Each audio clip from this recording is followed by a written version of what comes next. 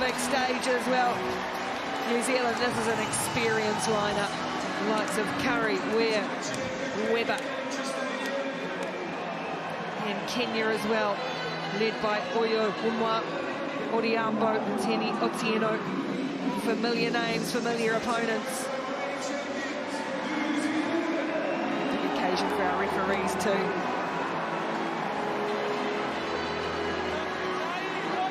Ngarohi Magavi Black, a key component of this New Zealand side. Trying to earn a place in a semi-final against Fiji. It's an enticing prospect for New Zealand and Kenya as the quarter-final is ready to go.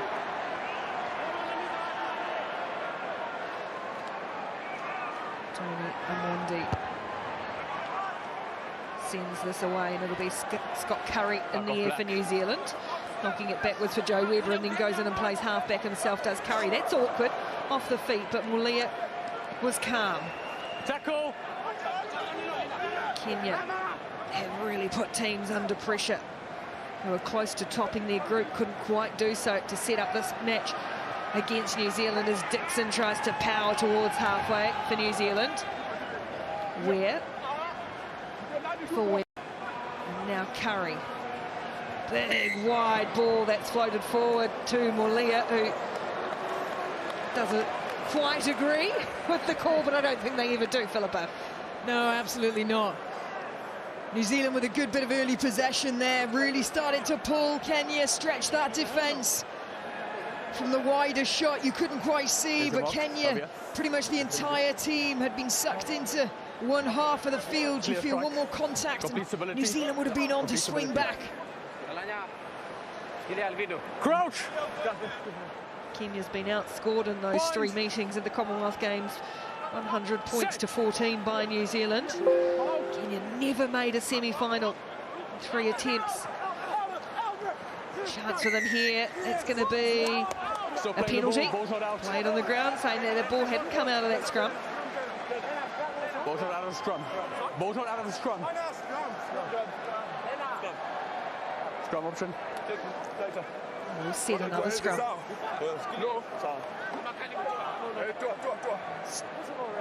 The poor results of Kenya. Narrow defeat for Australia, against Australia rather. Point. It would have seen them top the group had they got over that. Anyway, that's in the past. What's in front of them now is Johnston Lindy feeds the scrum. And away go Kenya. First real good attacking foray for Odiambo. It's scooped up by Dixon though on the ground. He swooped on that loose ball, read it really well. And Regan Ware will clear from halfback. Curry in at centre. Collier. Mulia, gee, it's an experienced lineup. When you say them all in a row like that, Mulia takes 3 Kenyans to wrestle him to ground, and they give away a penalty in the process. Set 2. That was incredible pick-up on the ground there by Dixon. He was straight on that dead ball, getting vital possession for New Zealand.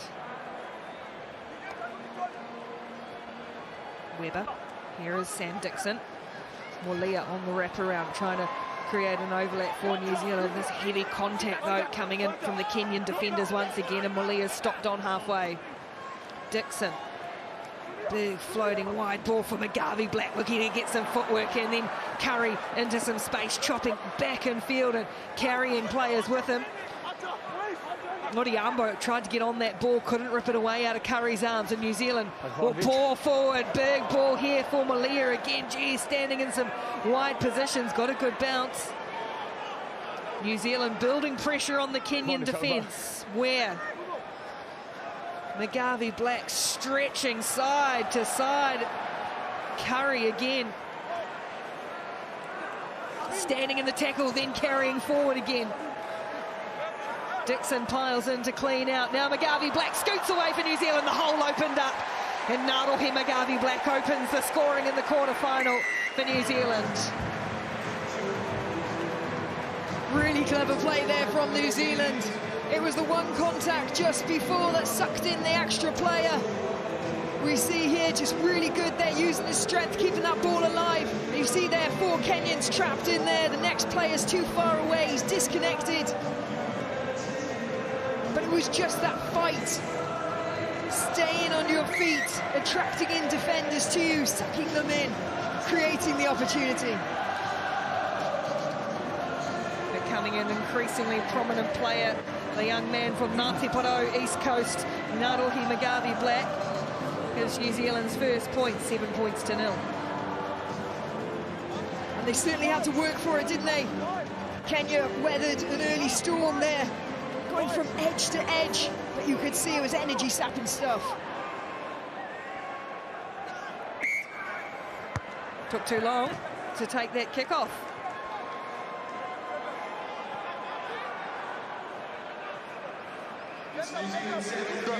Annoyed with himself to hand the ball straight back to Kenya, who are going to set the scrum on halfway. Checking to see if the clock was being moved forward too fast or something. Let's have it, yeah.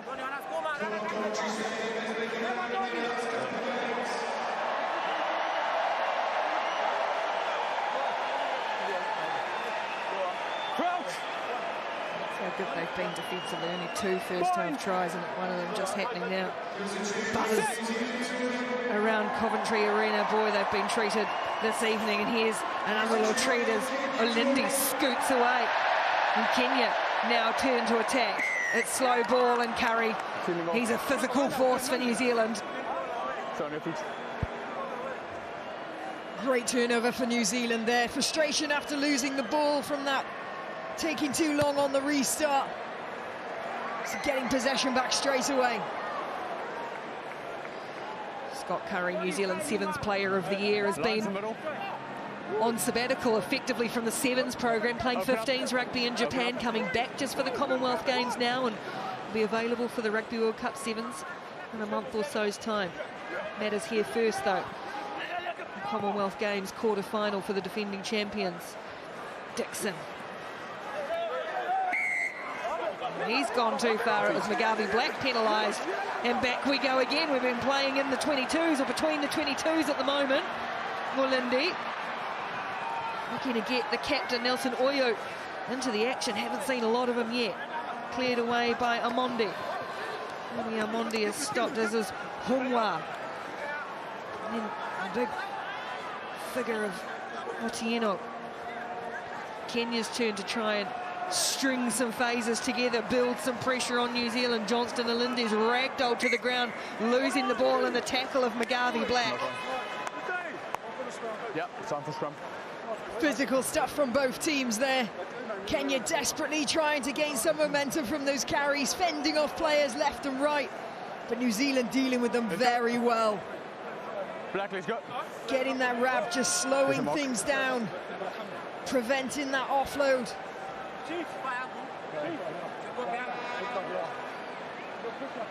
Crouch! Kenya, and again the penalty. Almost 2 minutes over time, and away goes Dixon. Ware has got some space, shrugs off the tackle with a swivel of the hips. Regan Ware, long after the half-time hooter, gets New Zealand's second try of the quarter-final. That is a long first half of rugby. That's going to have taken its toll.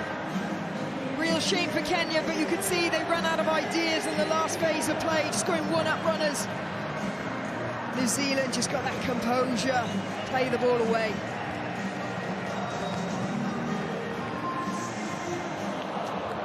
Regan Ware caught up 100 tries for himself earlier this year as that conversion, I thought it was going to shave inside there, comes off the post. So New Zealand leading Kenya at half-time in the quarter-final, 12 points to 0.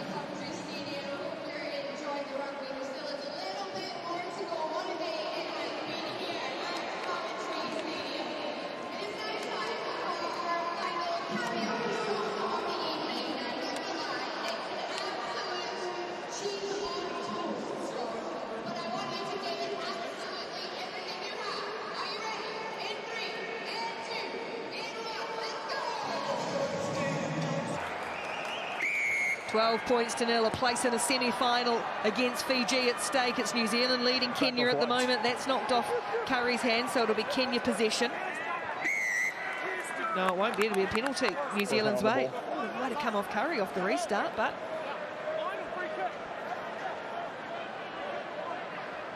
Yeah, ref just deems it as holding on. Let's see this now, getting up. Okay, let's go. Potentially it went backwards, but there was a holding on the floor. 50-50. And anyway, it's New Zealand ball, and Joe Webber had a chance to run yet. It's been a good combo, Webber and McGarvey Black. And McGarvey Black knocked it on. Webber picked it up from an offside position, so that's a penalty, and that allows Kenya to then get a case of the dropsies as well. Alvin Otieno. Nervous times, isn't it? Feeling this is the one thing we've seen Kenya improve so much, but getting to the latter stages of these big tournaments, that's still new ground for them. William Bucker into the field. Knows New Zealand well, spent some time playing there as well. Yeah, and especially, as you say, Philip, against a team that does know how to play these big games. 38 wins out of 39 matches in Commonwealth games. The New Zealand men's sevens team. McGarvey Black and Webber, this time they connect. There's a big wide ball and a beautiful angled run for Regan Ware, gliding onto the pass. Ware gets a second. But what about that pass to him? Just going to go 10, but again, New Zealand can't bring it down, so Kenya desperately looking for some points on the board to put some scoreboard pressure on New Zealand too, as Mbaka's ragdolled to the ground, and then again the Kenyan players lose their feet at the breakdown, and that's a penalty. Leroy Carter. Carter tries to step through one. Offload for Curry. 4-3. 2 metres short, Scott Curry. Dixon for Carter. All energy and bustle. McGarvey Black with the crossfield kick, who's underneath it for New Zealand. It's the tall figure of Dylan Collier. Gets rid of one defender.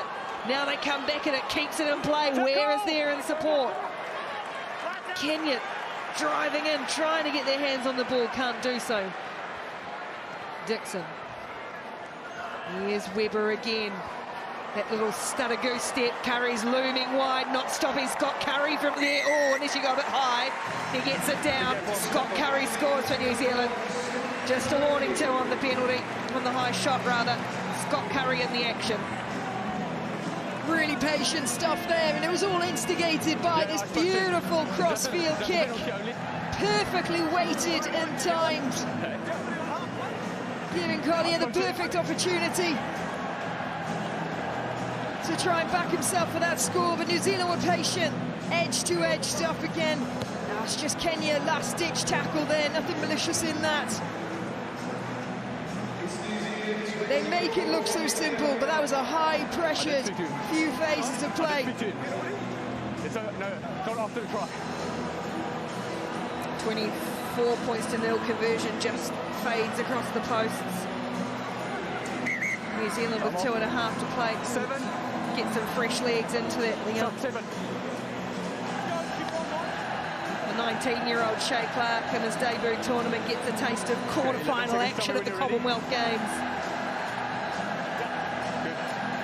Time on. Incredible statistic. Out of 6 gold medals, only Glasgow 2014, where it was silver. Another penalty. Kenya have just been camped down here. Tony Ngashu for New Zealand now. Here's the youngsters, Tangitau and Clark combining on the right. Garvey Black and Rockwilly Saw out there too. Clark Laidler able to really roll the subs in now. Ngashu. Tony Ngashu offloads, the hands are good down low from Collier. Collier driving towards the line and gets the ball down under immense pressure. Great strength from Dylan Collier. Momentum all with New Zealand now. Just under 2 minutes to go and they could really start ramping things up. Again, patient play, stretching Kenya left and right, and you could just see that Kenya are really having to get off their bike now and go as hard and as fast as they can to try and cover the field from edge to edge. Constantly making those angled tackles are so difficult to really be effective, to be dominant, allowing New Zealand to keep that ball alive. New Zealand flag flies. There was disappointment earlier in the day. The women beaten in the semi-finals. They'll play off for bronze.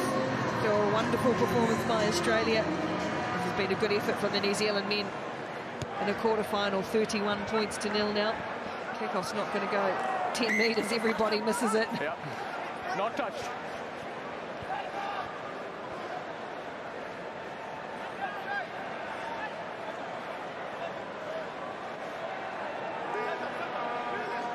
Kenya, like Scotland in the previous quarter-final, much better than the scoreline suggests. Better team, they've put in a better performance over the course of the weekend. Has come up against a good side today. Daniel Pabu gets them away. Awkward spin for Anya. Bit of time with ball in hand now. Penalty will help as Odhiambo goes to ground. Roared on, here we go. Crowd will start to get behind the Kenyans. Odhiambo, Billy Odhiambo, driving towards the line, just taken down by Clark. Kenya looking for their first points of the match, and it bounces off the chest of Wekesa. That's under pressure. And it'll be a knock-on. Scrum for New Zealand. Time. And that's No time for the scrum. Sorry, Philippa. And that was just a testament to the difference in attack there. You had Kenya, they were shortened, they couldn't put the ball through the hands, and that just highlights how composed New Zealand are able to